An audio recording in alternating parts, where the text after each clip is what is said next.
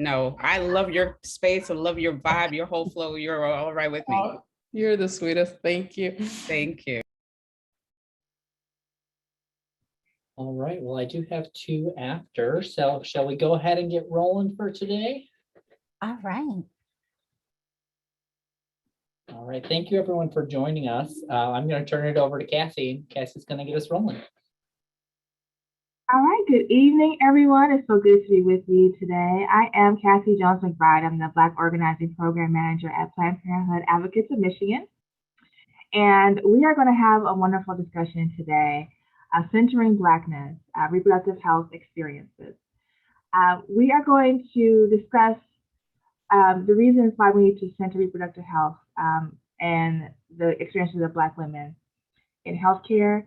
We also want to address racism and disparities within repro health and how it impacts Black women with strength-based and solution-based framework that social work is so integral in.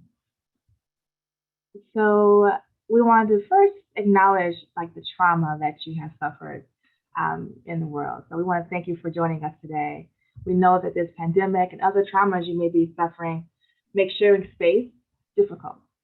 So we want to honor your journey to this space today. There will be some topics that we discuss that may be a little sensitive to you, or if it's a trauma, may be hard to listen to. It's okay to protect your peace, step away from your camera, turn it off, and do what you need to do to protect yourself, and we will be here for you when you return.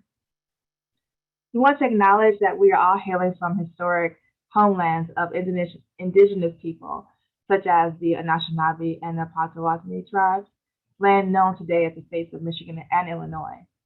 We honor their sacred spiritual connection of indigenous people to the land and water we benefit from today. We want to acknowledge our ancestors that usher us into every space that we hold together. And our hope is that we will take what we learn and feed into those that come after us, so we can continue to build on the legacy of community, knowledge, and understanding. We want to also create a safe space for us today of shared learning. So that means that if there are people in the chat or on a panel even that you may not share their perspective, just take note to call people in with love and not call them out, so that we can all learn and grow together. Our session will end today at approximately 7 p.m. We'll field some questions from the panelists at the end, so feel free to send them directly to Dwayne. He is so gracious to be our moderator of the chat today and all of our technical support. So if you have any questions or concerns there, please feel free to reach out to Dwayne directly. So I want to introduce our esteemed panel. So first, Laura DePalma. She is the Midwest Regional Organizing Manager at NARAL Pro-Choice America. And Laura, if you would like to come off mute and just give us your pronouns and anything else you would like to know about us today, about you rather today. Thank you so much, Cassy. My name is Laura DePalma. My pronouns are she and her. I am the Midwest Regional Organizing Manager with NARAL, like Cassy said, and I am based in Metro Detroit, specifically in Troy, Michigan. And I'm very thrilled and excited to be here. And Cassy, thank you so much. Thank you, Laura. And next we have Shanay Watson-Whitaker, Strategic Partnership Manager at Michigan Voices. Shanay, welcome. You can go ahead and unmute yourself and give us your pronouns and tell us whatever you would like us to know. Good evening, everyone, and happy Friday Eve. Again, my name is Shanay Watson-Whitaker. I am the Strategic Partnership Manager of Michigan Voices. My pronouns are she and hers, and I'm here to talk a little bit about our work at Michigan Voices and what you could do to support the cause. Thank you.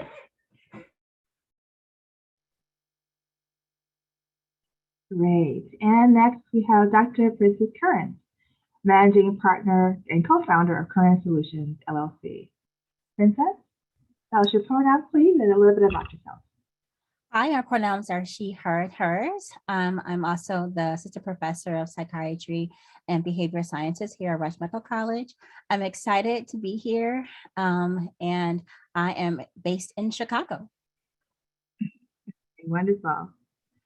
We also want to thank so much the National Association of Social Workers, Michigan chapter, for hosting this important discussion today. Algeria Wilson, Director of Public Policy for the Michigan office, she is here with us, and also Executive Director Maxine Baum, and soon to be current, or soon to be the new ED, Dwayne of Reject. So I just appreciate all of you all for hosting us and being here with us today. So there are a myriad of reproductive health concerns facing Black birthing people. Black women in the U.S. are disproportionately affected by health issues and disparities. I would like to invite Dr. Currence now to help us understand these barriers to care and the need for reproductive justice in social work. Dr. Currence, the floor is yours. Thank you so much, Cassy. And again, I want to thank NARAL, Michigan Voices, Planned Parenthood, as well for inviting me here, as well as NSW Michigan. When you think about, racism and how it affects our everyday life, it limits everyone's ability to achieve social determinants of health. And we talk about those things like housing, education, employment, and it's a barrier for health equity. And so we know that right now, every day in America, 137 Black women die from preventative disease, a heart disease. That's every 11 minutes, a Black woman has to perish for a preventable situation. It's roughly the same amount of people that it took on the plane that I rode on with my sister in New Jersey a couple of weeks ago. If a plane was coming down every 11 minutes, it would be a national outrage, outcry. We wouldn't tolerate that. But we as in America are tolerating the death and tolerating the disparity that is existing for Black women today. But it is also, we know, a systemic issue that being Black in America is bad for your health.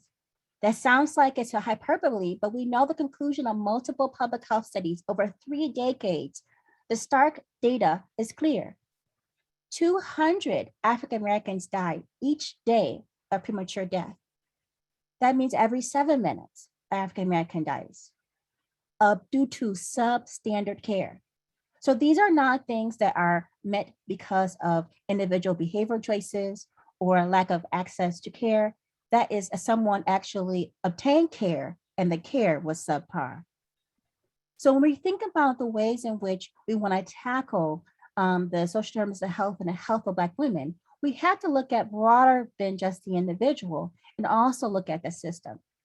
We know for Black mothers, the primary group, the maternal mortality rate is 4 times higher than that of white women. We know that it's really 60% of those deaths are preventable. And we know that for myself personally, I know that I'm standing in front of you or sitting in front of you today because of the care that I was able to receive from my physician. And if other than her, I would have probably perished. So the being able to have a particular healthcare home is also something that is taken for granted. With 84% of African Americans live in a medical desert, it's difficult to find a healthcare home. Although we tell people oftentimes, go see a doctor, but if I have to travel, no transportation to a physician, if I then go to a physician, I have some trust issues, how do we reconcile that? How do policymakers look into how they're building, what type of built environment that our communities are living in for access to those particular social determinants of health? If I don't have the education that are associated with what I need to do, and that becomes a barrier. Those upstream effects have a significant impact. We know that in the African American community, the health of the family is tied to the health of the mother. We know that, okay, Shanay, you're hearing me here, okay? We know that when a mother is ill, that kids are have likelihood to be obese. They have a greater likelihood to have other ailments other than obesity. They also have issues of chronic stress that also can be linked to more early onset diabetes, et cetera. And we have a weathering effect, the issue of always having to shoulder such chronic stress through generations. I bear the stress of my mother and my mother's mother and my mother's mother. And that's in my bones, it's in my cells. The research is so now they can see how generationally, how stress and therefore racism and discrimination that impacts people, compounds the stress, impacts people's quality of care. Now, right now in the unrest that we're having across the nation, across the world, the differences in how people live and where you live, determining how long you live and where you die, and who you are depends how quickly that comes, is in stark relief now. But it's something that we've always known. The question is, what do we do now? It's encouraging and exciting to see like organizations like the National Association of Social Workers really grappling and confronting head on our past and what we're doing that impacts our present.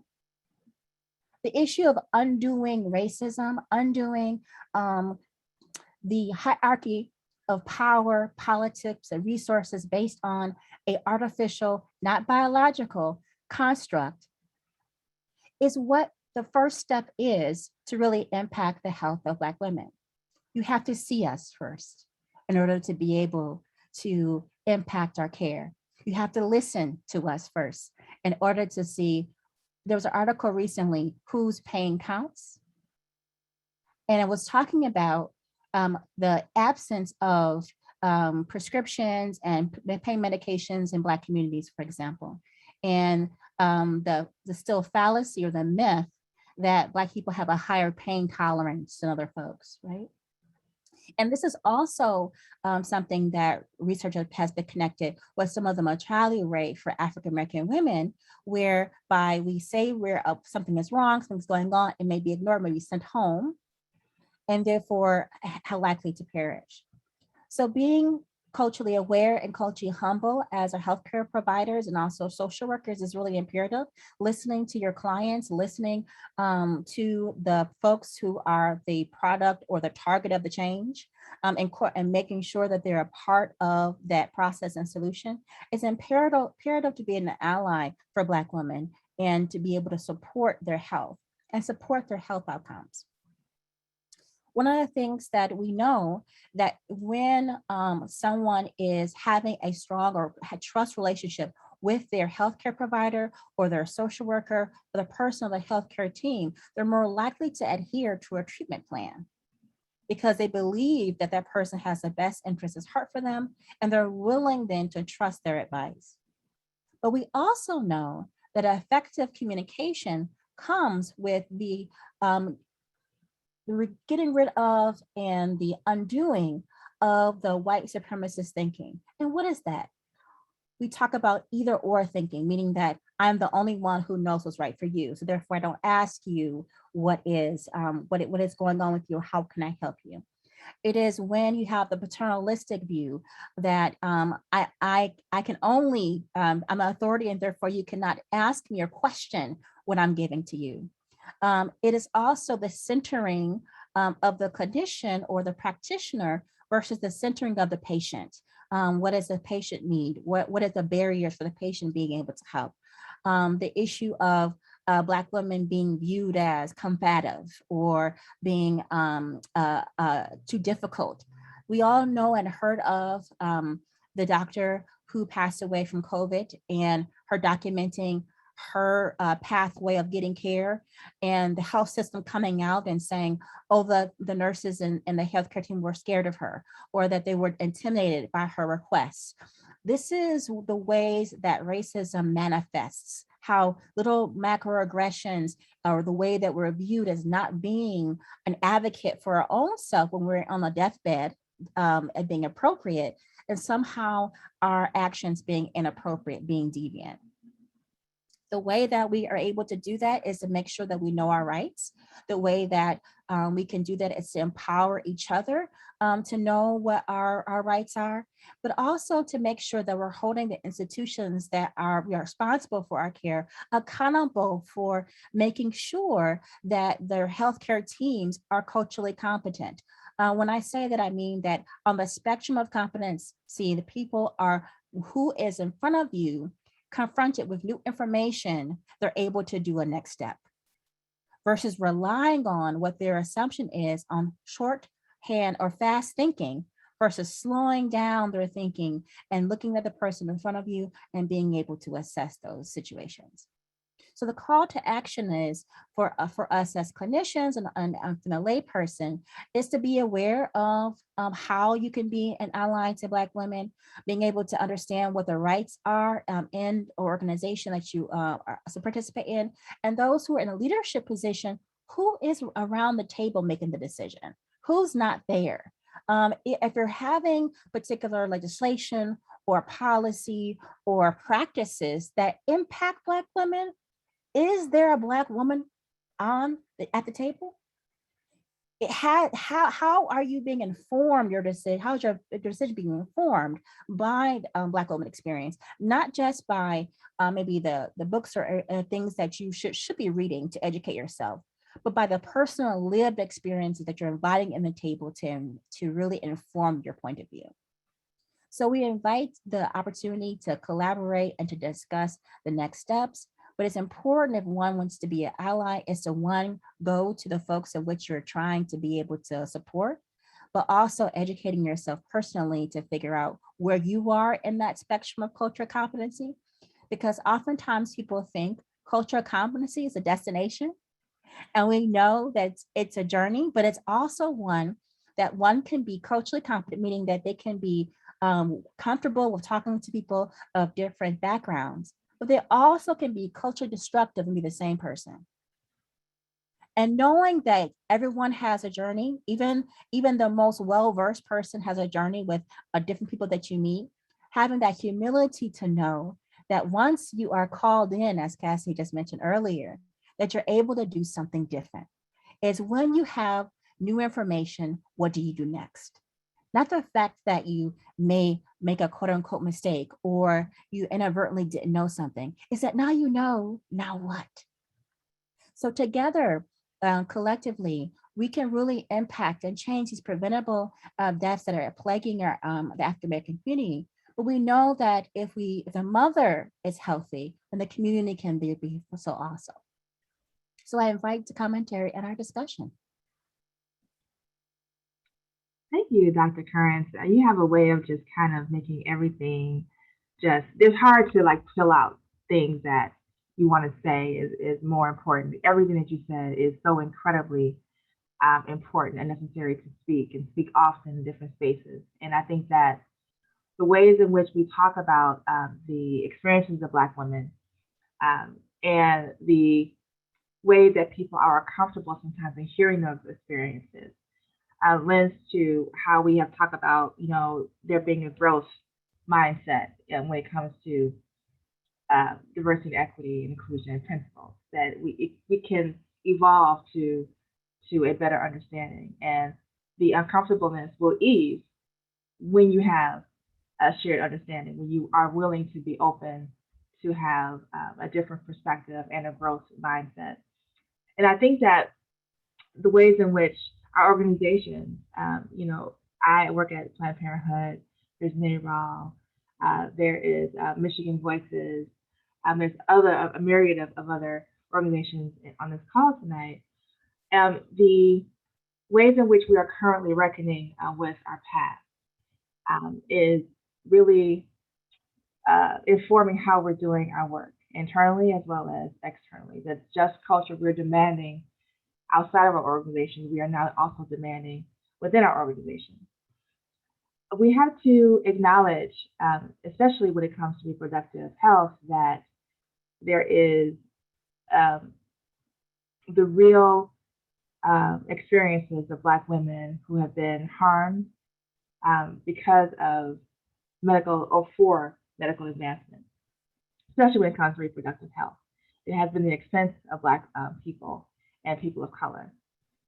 But quite frankly, there are very few systems in this country that have righteous origins, right? So there are so many things that we have to dismantle within our culture to make sure that we center the most marginalized. And it starts with having an ever-present need to have women of color in positions of power within our institutions to ensure that the most marginalized are centered.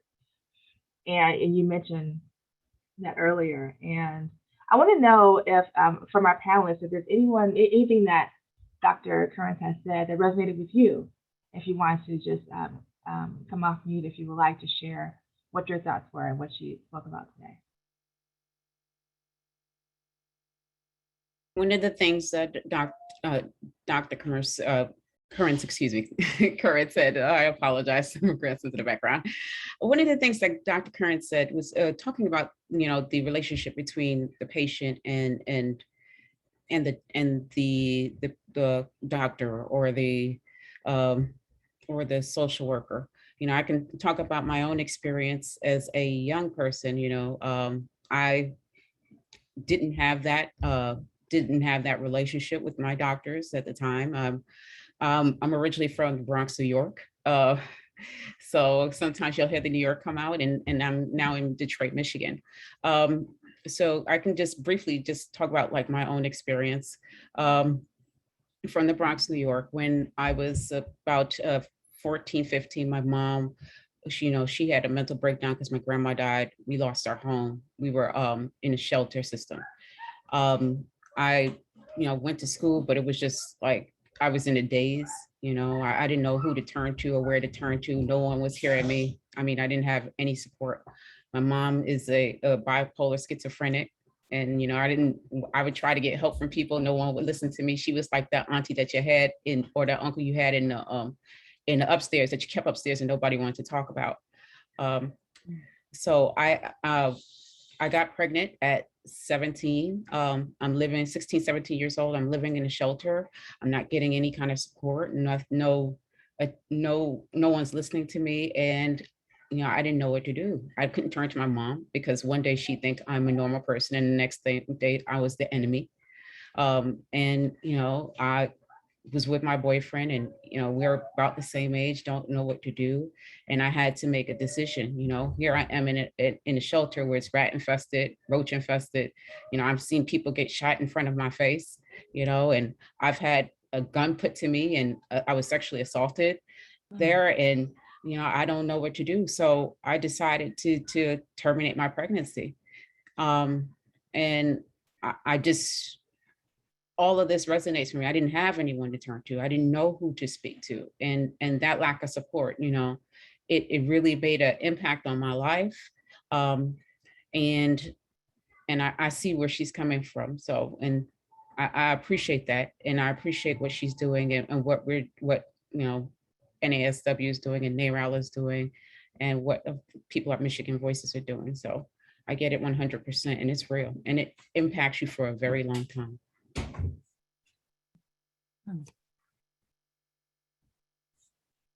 Thank you so much, Shanay and Cassy. I am grateful to jump in a little bit and share a few things I heard that are so important. Dr. Currence, that you said were some scripts of white supremacy culture. And I'm here as a panelist as a white cisgendered woman. And part of what I am going to do today is talk more about how to disrupt white supremacy culture and move into spaces led by Black leaders and BIPOC coalitions. And so a few things I heard specifically named were either or thinking, paternalism, and not centering people most directly impacted, not centering the patient in the experience, and just sort of naming that those are really important things Dr. Curran lifted up that are deeply rooted in white supremacy culture. And so just really naming those out loud. And then for me, just being really called in to be constantly reminded, like, how do we name those things and how do we disrupt them? And how do we practice in our movement work and our organizing work? Like Dr. Curran said, who's at the table and who isn't? Well, when there is a coalition table and Shanay leads a coalition table that is multiracial, how do we disrupt white supremacy? Like, how would I as an organizer, as a white cisgendered organizer, move back? And how might I move in? And just being really reflective on tables, coalition spaces, power and decision-making, and how we can, in those spaces, disrupt white supremacy culture.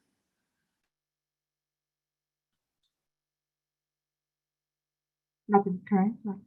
Well, you guys are just, I mean, you're hitting these things and making me really think about both of you. And thank you so much for sharing that as well, about the historical implications and that history that kind of impact us now. And what Shanay was saying really did resonate with me, because when you think about it, for Black women, there's largely 4 periods we can dissect our history in America, and you can talk about histories of a continent. And my research is centered in here in the U.S. And when you look at these 4 basic time periods: slavery, Black codes, Jim Crow, civil rights, and then the post-civil rights, because we are still facing trauma in that situation. With slavery, we had these non-consensual, reproductive surgeries that Cassy was alluding to earlier, about female slaves, being surgery being committed on them without anesthesia, including cesarean sections, and including lobotomies and things like that as well. You had public nude auctions that were happening, and that happened for 246 years. Okay. And then you have the Black codes and the Jim Crow, and then you had the rapes and the lynchings and the mutilation that was happening, and the stereotypes and non-consensual, again, treatment experiments of poor and Black folks. Okay, and Jim Crow enforcing those laws of lack of access to quality care. Now it's for 100 years. Then you have the civil rights movement, again, our experience of lynching, unequal civil rights, not being able to vote, violence against women, stereotyped hypersexuality was also a big thing. And also, again, more experiments, non-consensual medical experiments and compulsory sterilization. And we all heard of the Tuskegee experiment as well, and that's for another 20 years. And then you have your post-civil rights, when you would say the period between 1975 and 2018, that focus on Black exploitation, hypersexual images, unequal healthcare, another 43 years. And collectively, not even talking about today, that's 399 years of trauma, right? So we're not gonna snap our fingers and that's gonna be gone.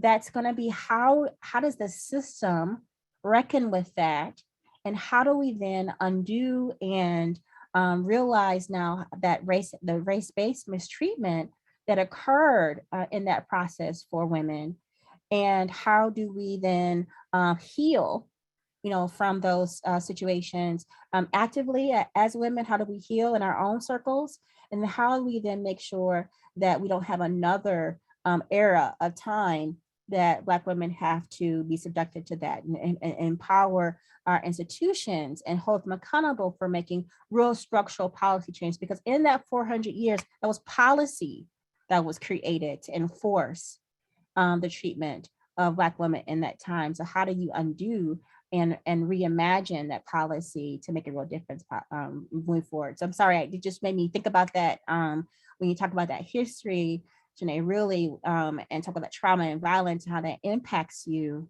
and so really wanted to talk about that. So thanks, Cassy. And also, Lindsay, too, when you talk about healing, but how can you heal as Black women when you keep getting re-injured, when the wound keeps being reopened? Like, what does healing look like for Black women? And I often think about how that journey is connected to the work that we do, and how my liberation is tied to my work. And that is all a means to an end. The things that we suffer through, the inequities that we experience in doing the work for the community, you actually absorb that in addition to the everyday trauma, because you know that you are in the position, and very often the only person of color in organizations that are able to lift the needs and center the most marginalized. And that responsibility is something that we carry. And there is, we talk about weathering and talk about how there is an expectation for people who are in positions of service, like social workers or organizers, that they are able to and are expected to absorb the pain and trauma despite whatever they're going through. And so there is no centering or no time to center the needs of our own, because we are in the work of the people. And so it is really important to know your sphere of influence, being able to assess and demand that you have equity in the way in which you do your work. And so that you can be whole, because you can re-injure not only yourself, but you can also inform how that presents in your service to the community. So it absolutely needs to be centered. And it kind of reminds me too of the way that we need to talk about how we kind of all fit in a reproductive ecosystem. And I wanted to share a small graphic here to kind of explain what that looks like for us, so that people have some shared language around what reproductive health is. So reproductive health emphasizes necessary reproductive health services. So reproductive rights, it also emphasizes gaining constitutionally framed legal protections for those services. So organizations like NARAL and Planned Parenthood are very steeped in reproductive health and reproductive rights. So we make sure that we raise the awareness around the need to have reproductive health services. In the position of NARAL, you make sure that we are always lifting up that their work is tying the places where access needs to happen. And Laura, you could absolutely talk about more about that than I can. And then for Planned Parenthood, we talk about health. We also are a provider of those services in the most marginalized, in terms of having a fee structure that is more equitable for a more broader community. And we're also very steeped in political spaces, so being able to articulate the need to have civic participation and protections around bodily autonomy, meaning that we are making sure that we are not only having the demand to make decisions for our lives and for our own bodies, but legality does not mean access. So we have to make sure that we actually have the resources that everyone else enjoys. And so that is part of what we do. So reproductive justice emphasizes a movement building and organizing framework that identifies how reproductive oppression is the result of the intersection of multiple oppressions and is inherently connected to the struggle for social justice and human rights. So I see that is how Shanay, as the convener of the table for Michigan Voices, are able to bring all the people across the state who are key players in different parts of the reproductive justice and health ecosystem. So if you are steeped in water justice, that informs whether or not I'm able to have a family that thrives. If I don't have any food and I have an organization that is around, food equity, then they are also invested in reproductive justice, because without having, great quality food for your family, that impacts how you raise your family, or if you choose to raise your family, or raise a family at all, or have a family that thrives. All those factors informs our decisions. So I wanted to just share that, so we have some shared understanding and language. But Shanay, if you could talk a little bit about how, I think that the work that you do at Michigan Voices and as the convener of the Reproductive Justice Table is so incredibly important. First of all, because it didn't exist before you did it.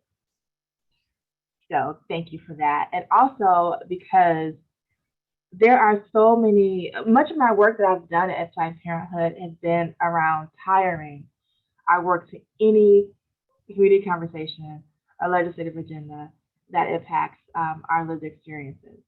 And so having the opportunity to talk to different stakeholders around the importance of how reproductive health is also an essential service that needs to not ever be put to the wayside or discredited, especially in a pandemic.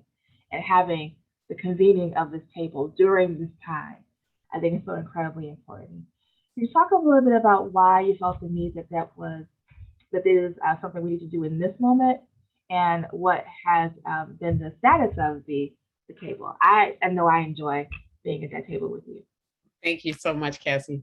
The Michigan Voices Reproductive Justice Table is a BIPOC-led, BIPOC-focused reproductive justice work group. We are a coalition of partners from all over the state of Michigan, some from non-traditional reproductive justice organizations. Some of the organizations that are in the reproductive justice work group, they've never been in this space before, but they know their community. They know who their constituents are. They know what they need. They understand that there is a disconnect between the community and getting reproductive care, affordable and accessible reproductive care. You mentioned water.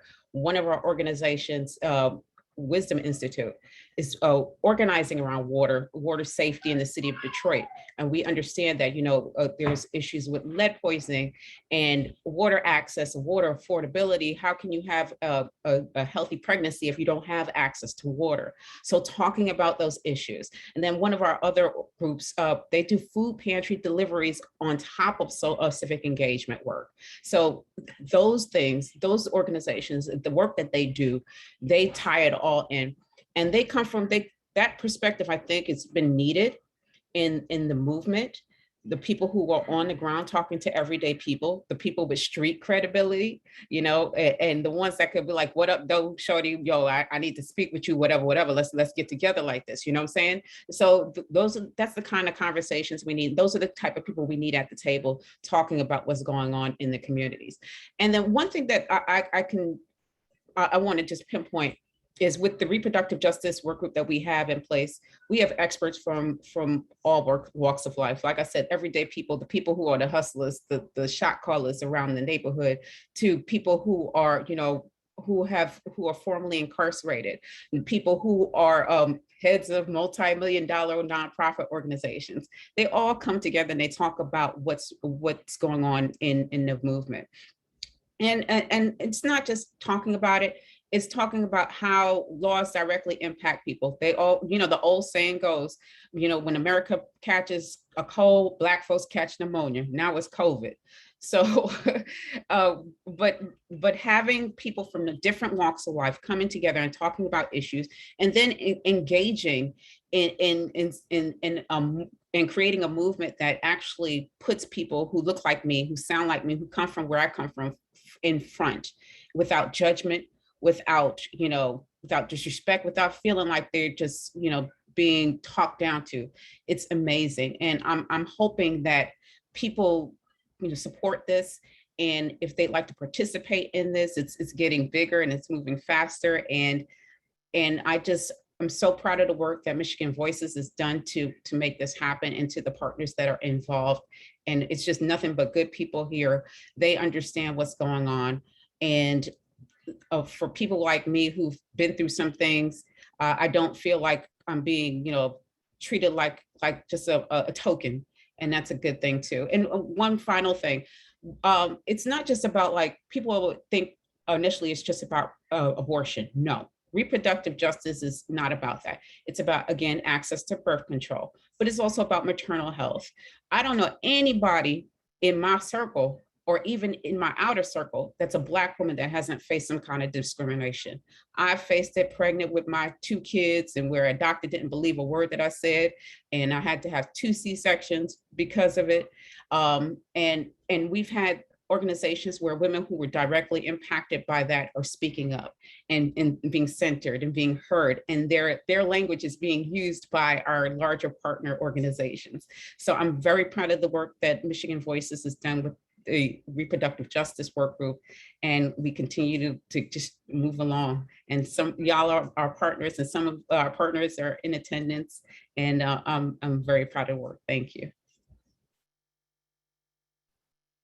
Thank you, Shanay, so much. I know I am, when I saw that was happening, I was just so excited, because there's no real place where we can collectively talk about these things. And sometimes you feel like you were just like windmilling in the street by yourself. And then when you see all these people at this table who have a shared mission and purpose, it makes the work a little easier. And so I just really thank you, and I thank you for that time and that convening.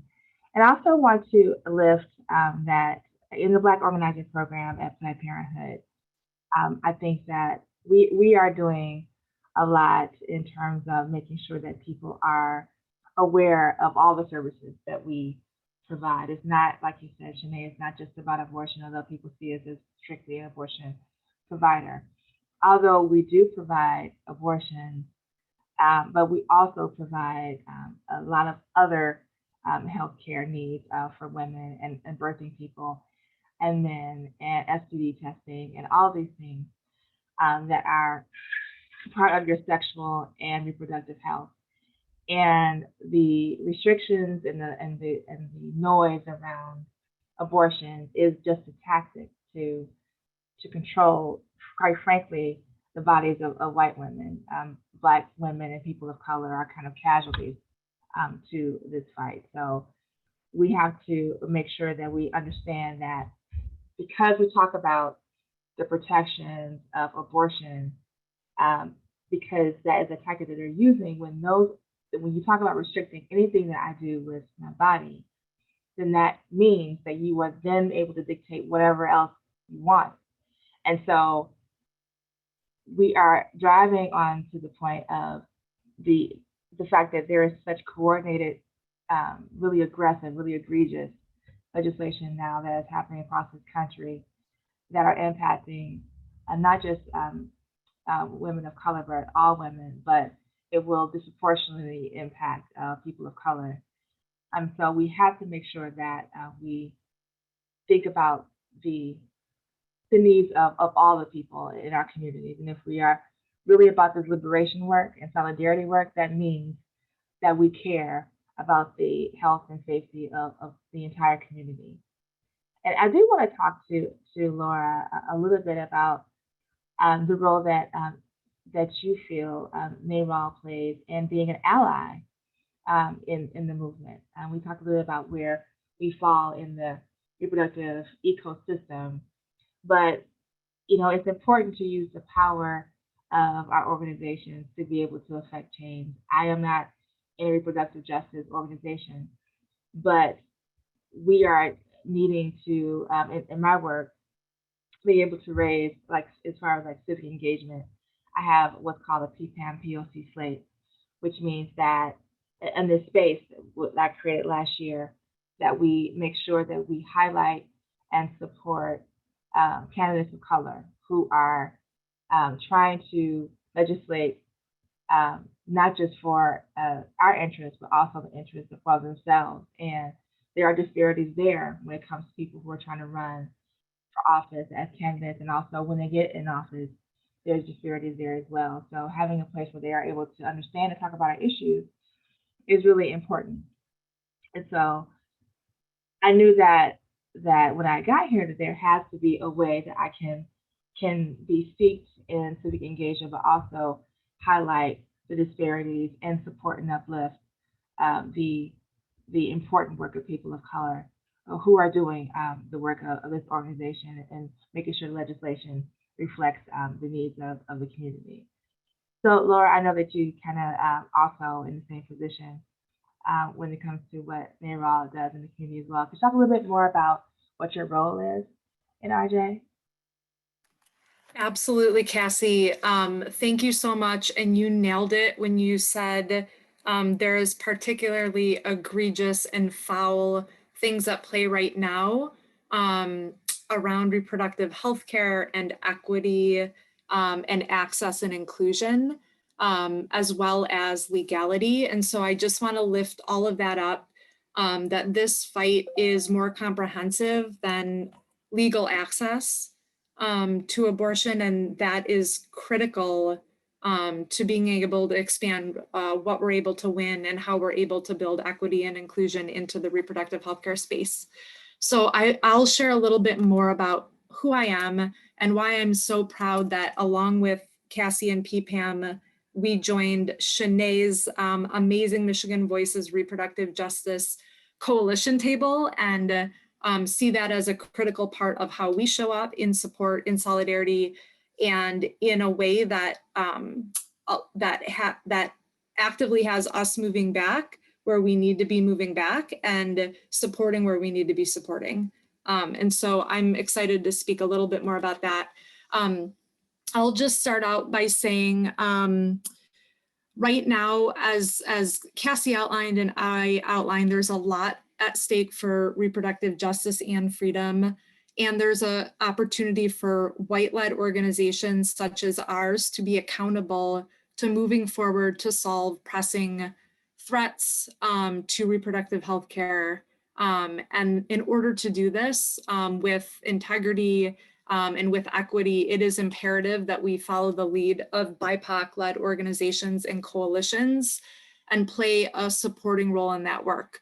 So I personally, as a white cisgendered organizer at a historically white-led organization, have been reflecting on my role and the way that I'm showing up in coalition spaces and how to make sure that I make space and move back and make sure that like the role that we play is supporting, and we're supporting equity and we're supporting inclusion.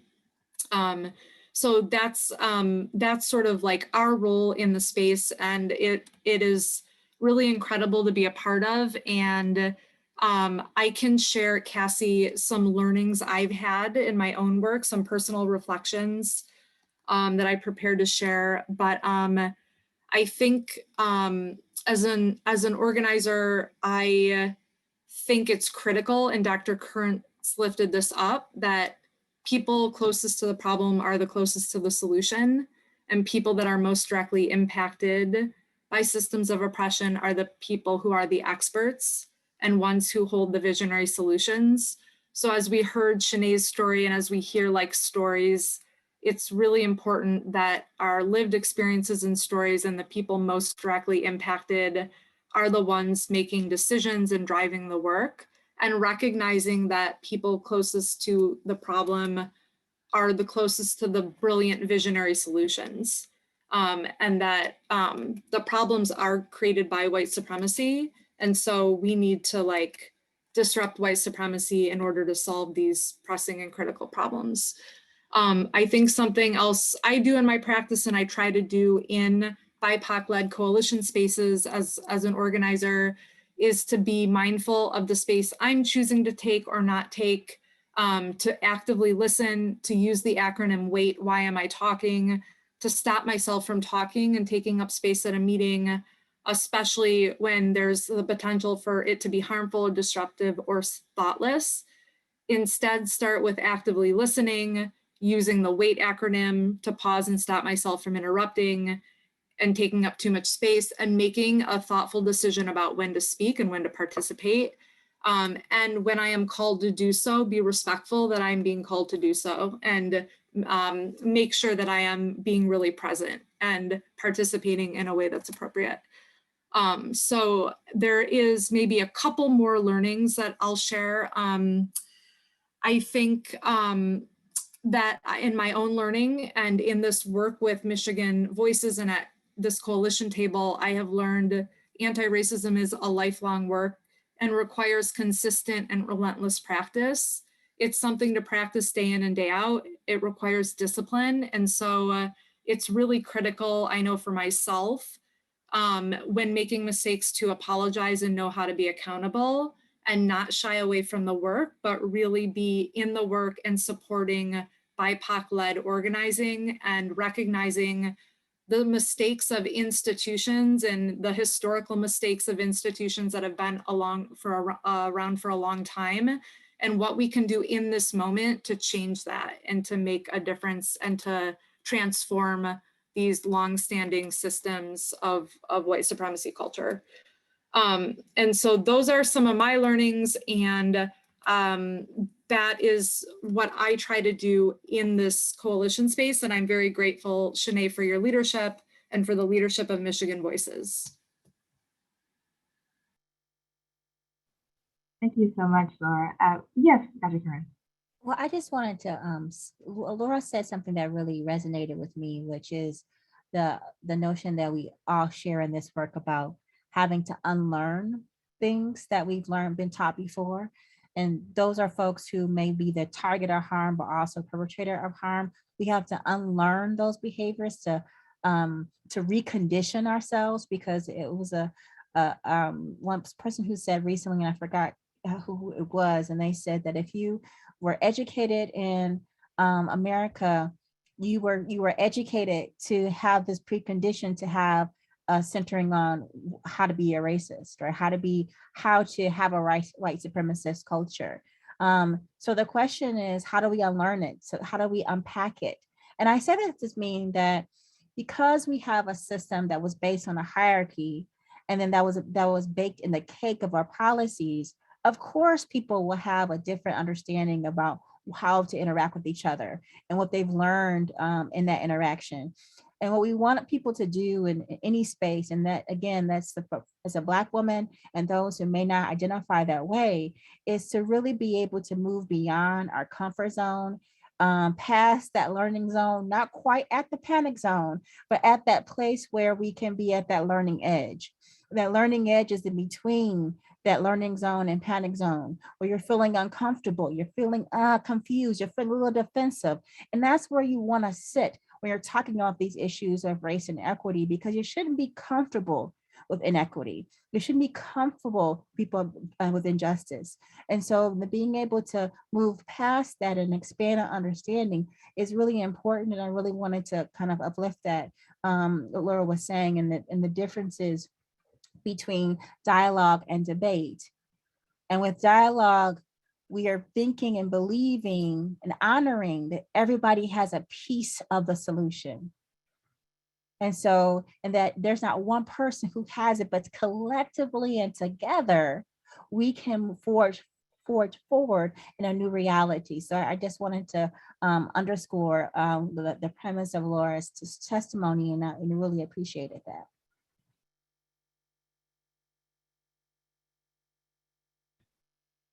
Thank you, Dr. Curran, and thank you, Laura, also for sharing. I think that we need to kind of lean into the ways that we can be allies in different identities that you don't share. You know, I am a Black woman, but I'm also a cis presenting Black woman who is paid to go into communities to do the work that I know community organizers are already in those communities doing, because they are there trying to get resources for their families. And so I go into those spaces with privilege, and I understand that. There is a need for people to kind of assess, even as people of color, that there is a need for you to listen to those that you are trying to be of service to, because your identity does not make you an expert in the ways in which we need to connect to our community. It just helps to inform and deepen the conversation, but it does not at all make you the arbiter of solutions. And so, like Laura was saying, being closer to the parliament and how people are impacted is really important, especially when it comes to, and tying it back to our discussion there on reproductive health. You know, if you are really saying that we are steeped in the health and safety of all people in all communities, all birthing people, then if we don't have care for trans men, that is steeped in all the needs that they have to endure as well, in a welcoming, safe environment, that we're doing a disservice to the movement. You know, there are intersections that Kimberly Crenshaw has defined for us all, for us to understand that there are different identities that we come into each room holding, and that I'll often quote Tamika Ramsey, where she says, you have to go into a space and you have to pick a struggle. You know, who am I going to fight for today? Am I going to fight for the Black woman in me, or the poor woman in me, or the one who is fighting for equity? Like, who am I fighting for today? It's hard for you to come in to these spaces as your full self, because a lot of that is uncomfortable for people. And so how do we then begin to have a conversation with our social workers, with people who care for us, and demand that we be heard and that we are centered in our own care? I do a lot of work in fat justice and body positive spaces, and that also is a critical need there for people to listen to the needs of their patients, not leading with the fatness that I have, but listening to how my fatness doesn't, automatically assume that I am not worthy of having a child. When certain doctors won't talk to me about IVF because of my BMI, that there are less opportunities for options for birth control, especially like the Plan B pill that goes up to a certain BMI is less effective the more you weigh. There are so many advances in other spaces, but there's not enough care for people of size in this discussion as well. And so, Dr. Currence, if you could talk a little bit about how we can begin to have the discussion with providers and with social workers.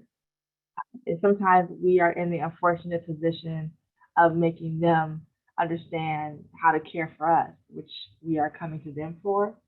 But how much is it our responsibility? Do we just, leave and try to find someone else? Or do we take the time, as Black people, often do, in trying to help them understand so we can be unharmed by what they present to us? It's a really multifaceted approach. There's different ways that you have to approach it, because we just talked about the medical deserts that African Americans particularly face. And for African American women, we know that even when we are resourced, even when we are high income, we still have we have a mortality rate that's equal to white women who has 8th grade education. And so it doesn't really matter in our spaces, education or even resources or access to insurance. We have to make sure that we're our own advocates, meaning that sometimes we're silent, we're tired, we just don't go back. We have to advocate for our health. And at that time, that means you may have to ask for someone else on the healthcare team to provide you care. That might mean that you are letting the person know that they're not seeing you or hearing you. That may also mean that if you're able to be mobile, you go somewhere else. Because sometimes people just sit there and suffer because that's the physician and I'm the patient, and I'm just not going to go next time, instead of really finding the person to take care of you, because that's their oath. Their oath is to do no harm, right? And sometimes people don't realize the impact of what they're doing because, again, they were trained in this system that was not built to really assess that, right? And so sometimes it takes some awareness that is done with that particular position. I know for myself, and my healthcare journey has been very adventurous, I would say. And I've had to tell people how to see me. I had to teach them how to talk to me. And because but Black women in general have to do that in multiple spaces, not just in healthcare. So being able to teach people how they should treat you is important to know. And it's a habit, a skill that we have to gain sometimes, because we just kind of grin and bear it, have our head down, go into the next crisis that we have to put out. And we oftentimes don't center ourselves. So one of the first things Black women can do to make sure that their healthcare provider is seeing them is make sure they do. And if they don't, go somewhere else. If they can, reach somebody in the healthcare team. And then you also need to file a patient safety note on those people. Because oftentimes we may leave that system and we just left a system for another Black woman to come into it. So definitely being able to report those things, because the healthcare systems have to respond to those hotline notes that you do is a requirement for their accreditation. So that is really important that we should know, and to know that those things matter. I think also to know your rights, to be able to know what you can do. Do your own research also in your health. When someone tells you this is what it is, go look it up, go to a library to find out, is that also something that can support your learning, be your own advocate. And I think also with allies itself and really helping in that situation as a clinician is to also know that, as Laura had mentioned, anti-racism is a verb, right? It's not a noun or destination. It's a verb. It's something that you do. And so that means that there's some active decision making that you're doing, which means that if a patient comes in and maybe they miss an appointment, your automatic assumption is not that they don't care about their health, right?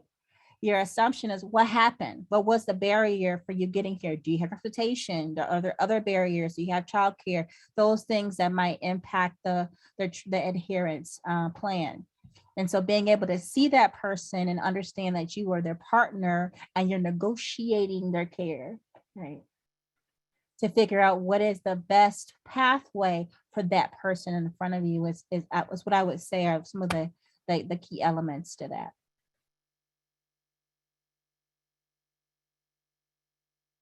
Thank you so much, Dr. Currance. And you talked a lot about, the ways in which we our rights as patients are often taken, especially during this time.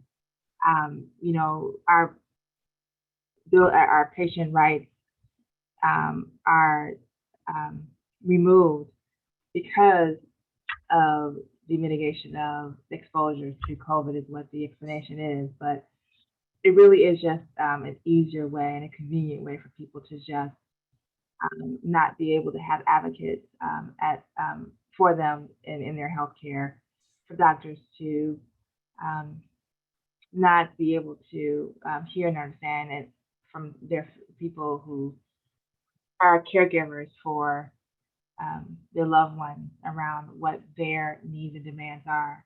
I know for our mother, it was something that I had to really be connected to before she transitioned, of being daily in constant advocacy for her care, because often, had it not been for me and my sisters being able to advocate for her in different ways for all of her care, I know that we gave her a little bit more time because we had that support system for us. But there is also a need to lift the extraordinary work of the National Association to Advance Black Birth. And so I'm going to drop in the chat the Birthing People's Bill of Rights, especially at the time of COVID. And so you can use this and share it widely if you like, so that you can give people more of an understanding what their needs are, what their demands should be during this moment, that they don't have to be completely removed because of the pandemic, because the pandemic isn't going anywhere right now, and people are having a lot of babies during this time as well. So we really need to know what options we have. So there's the link in the chat. So it's around birth justice during COVID and the Birthing People's Bill of Rights. We are nearing the end of our time together. This has been an incredible discussion. I want to bring in to the discussion Algeria. Is she still with us? Yay, there you are. I just want to say I'm learning so much. I'm so appreciative for this conversation. And I will say this is probably easily one of my favorite events that we've done so far. I do, even though we are closing here around 7, I do want to give some of the audience members a chance to ask any questions about some of the content that we talked about today. So if that's okay, I'm going to open up the floor for questions. And what I'll do is I'll just ask people to either raise their hand or come off mute to ask a question if you have a question for any of our panelists. And I just want to turn over all the moderation to the very capable hands of Algeria, and the National Association of Social Workers in Michigan. Thank you to you all, this incredible panel, for being so open and transparent. Thank you all for being in this space of learning and growing, and I hope that you take this information with you to inform your community. And there's links in the chat for all of us. So I appreciate you all. Have a good night. Thank you, Cassy. So we're going to stay on. Cassy is transitioning off the call. But again, if you have any questions, feel free to take yourself off mute and or raise your hand through the reactions button at the bottom of your screen.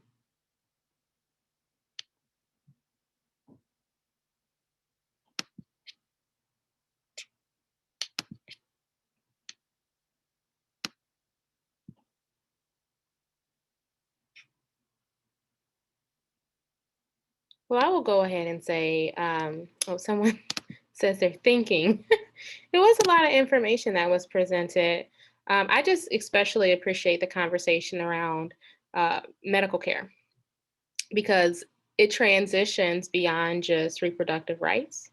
I'm suffering an injury right now, and I can say that I've had to advocate so many times for my needs and my concerns. And I'm surrounded by a white medical team and doctors. And so just needing to constantly say, I need this type of care can be exhausting. So as a woman, I have a child, going through that process for 9 months, constantly saying what you need is challenging.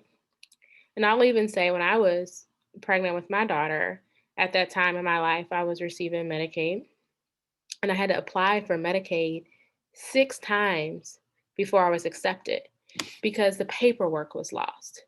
And so here I am pregnant in June, July, and I didn't get coverage until January, and I was due in March. So the type of care I received was still great, but it was that additional stress and that additional burden of paperwork being lost within the system. So if you are providers, or if you, as you are working with clients and they are talking to you about stressful situations, especially if they're a Black woman or a person of color, you have to think about what additional barriers they may be up against. Looks like we do have a question in the chat. You can also place the questions in the chat if you don't feel comfortable coming off, or if you're unable to come off of your mic. It says, I know we have discussed this quite a bit, but as a white woman, what is the most important thing I can do to support African American women?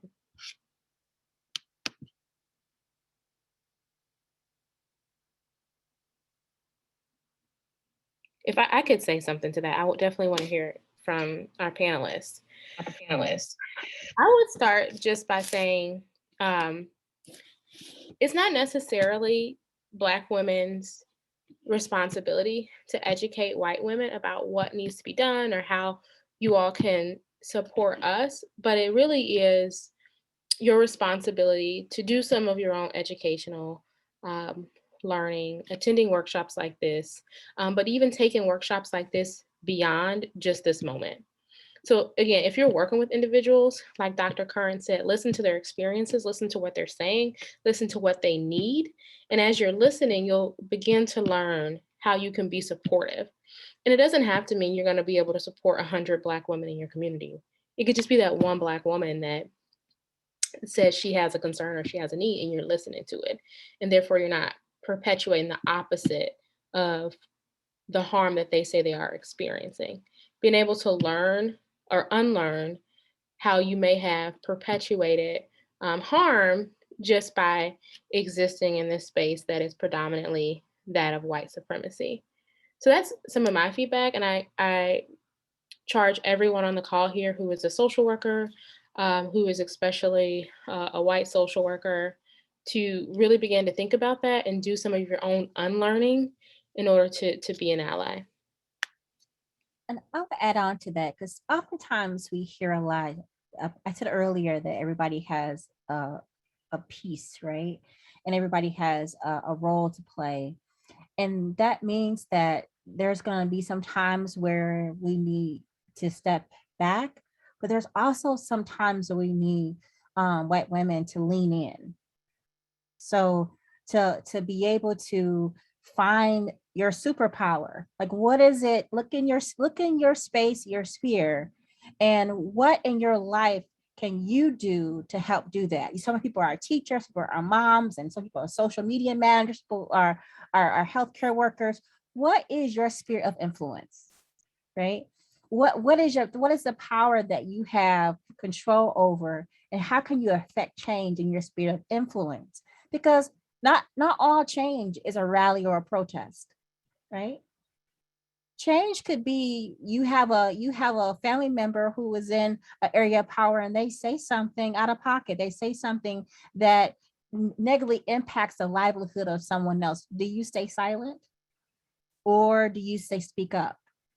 But to do that, you have to get real with yourself and educate yourself and allow yourself, don't allow yourself to be swayed by the moment or what's in the social media, but you have to educate yourself, because no one assumes or should assume that you know how to do this, because I got a degree in this stuff, right?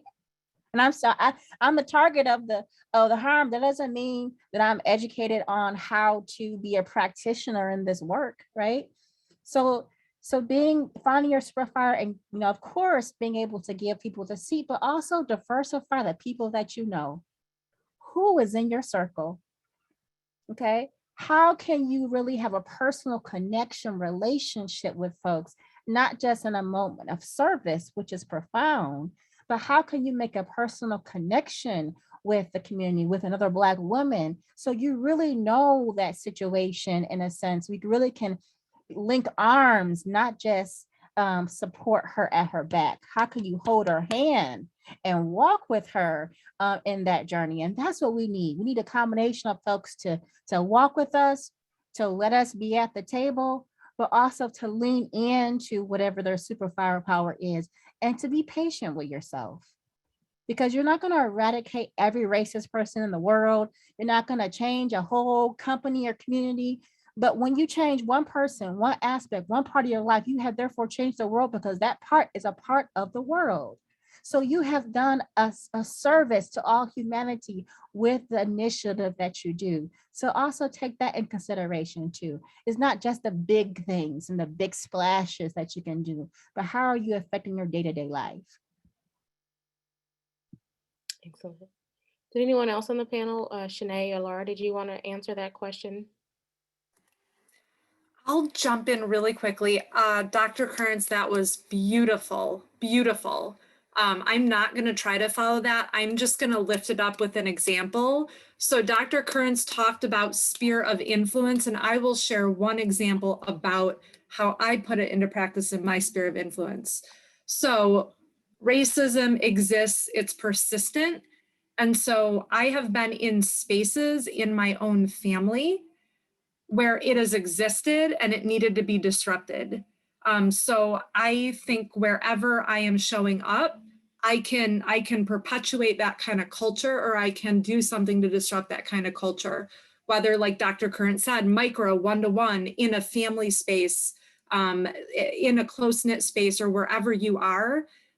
So I would just say, I use a resource, the characteristics of white supremacy culture. I can share a link. I'm sure folks have seen it, but to really understand white supremacy as a culture, that it persists and it's upheld, and our micro actions every day in any space that we're in can help change that culture. So that is just the example I'll add, and kind of what I try to do in my own life on a daily basis.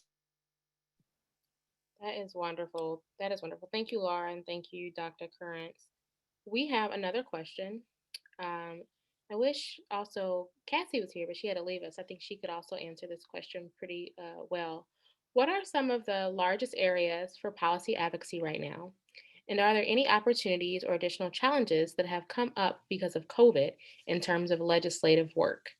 So specifically within this arena here that we're talking about today. A lot of the legislation around healthcare, around childcare, around equal pay, all affects Black women's ability to have optimal health. Also, the conversation about the care economy is really important because the Black women take up a large share of the care economy that has a legacy from the slavery roots of being only allocated for caring for the economy and when we were enslaved as well. So being able to advocate in your areas for the legislation to pass. The Voting Rights Act is also a Black woman issue because issues of access to healthcare, issues on access to your right to vote and the ability to exercise your rights is also a woman's issue because it's tied to policy. So being active in your local government is also really important because these things that are happening, that legislation that Cassy mentioned earlier, had its roots in local governments that are going through the pipeline that is impacting everyone's ability to have a quality care. I also want to add COVID relief funding. We had billions of dollars transferred to the state. Our governor just the other day put aside $75 million for criminal justice. For me, that's just a sign of incarcerating more people of color. That's just money that can go to COVID relief. You know, we are facing an upcoming pandemic and of people with long haulers. You know, they'll be on Social Security disability. They're the ones that are going to need those care services long term, and yet she put aside money for incarcerating people because of crime and because, you know, she's facing an opponent in next year who is the former police chief of Detroit. So talking about the COVID relief money, then also talking about incarcerated people in prison. Huron Valley, where women are incarcerated and peoples are incarcerated, they are basically, if they are pregnant, they are shackled, they are mistreated, they are not, they are just neglected. And we know that there is a pandemic in our prison system with people with COVID. And we need to talk about that as well. We need you to advocate for those issues. The budget, when the budget process comes up for your municipal groups legislation, like the city of Detroit. Next year, our budget is being written right now. It's presented next March. The city council votes on it around April. So there's enough time for people to be educated on that. And everybody knows your budget is a reflection of your values. So if we spend $300 million on policing versus $3 million on the Department of Health, that's only general funds. And then we're not talking about grant money on top of it. And most of y'all know about that. So that's where our interests are. And yet we still have high crime in the city of Detroit. So talking about those issues as well and over policing. Thank you, Kim. Absolutely. You all just hit the head on the nail, however you say it, so much. And I will just say, as it relates to policy and also getting involved, you all are here because many of you are NASW members. You know, as a member, you're able to exercise your advocacy as much as you want. We have our Legislative and Social Policy Committee that meets on the fourth Monday of every month at noon, where we sit around the table and we talk about these budget issues and what goes into the budget and what can we advocate for and what issues should be important and should be our priorities for this year. And you have an opportunity as members to make sure that those who you're working with, their needs and concerns are also considered as it relates to policy. And we need more people at the table for that. And so as you have gone through this workshop today, this training, this town hall, please make sure that you take this knowledge with you and take it outside of this conversation. So if you are at certain tables, think about who's at the table. Think about where these issues intersect, because we just talked about policing. We talked about women who are incarcerated, needing to be shackled. Doulas, lack of doulas. We didn't even get there, right? We didn't even talk about, lack of services for transgender Black women, right? And what that means.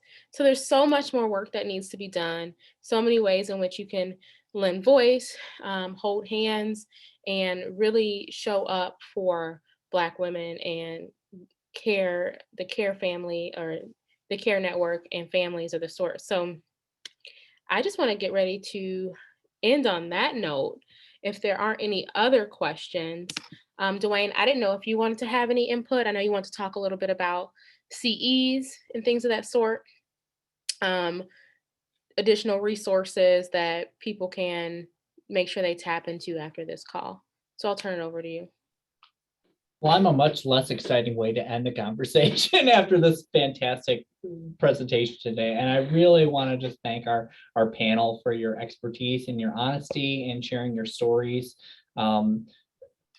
As your professional association, we have a lot of work to do in social work. We're in many of these institutions that are still oppressing Black and brown bodies, and how are we disrupting those in our daily work? And we hope that you will join us in continuing to make our field more equitable in that.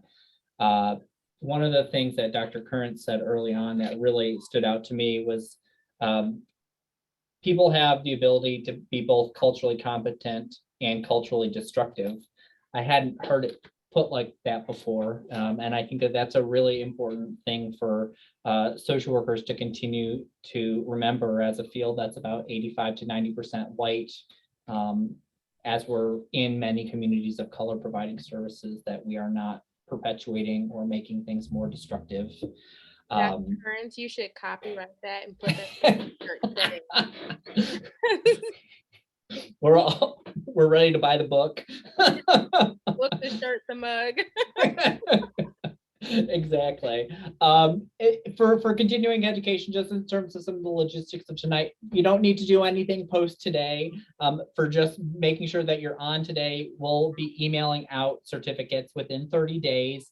Everyone should have been emailed the evaluation. We would really appreciate it if folks completed that. That just gives our presenters some feedback for future opportunities, as well as us as an organization. I'm going to drop that into the chat again right now if folks need that.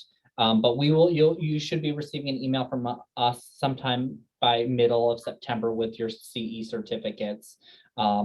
We don't want this to be the end of a conversation. We know that for the work that we're doing, we hope that you'll at least see us again at LEAD on October 28th. That's our Legislative Education and Advocacy Day, where we will have a lot of focus of our community organizing work and policy work for social workers.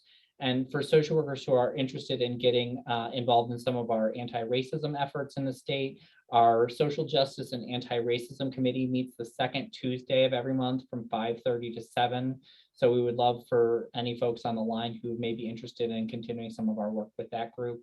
Feel free to reach out to me at any time. But I want to again thank our panelists. Anybody have any last thoughts or words you'd like to leave the group with?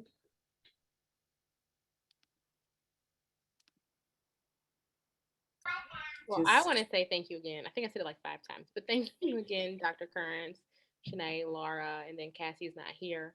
This has been a wonderful conversation, very educational. And as Dwayne mentioned, I hope we can continue to have conversations and dialogues like this to really be able to change the field. Thank you all. Everyone have a great night.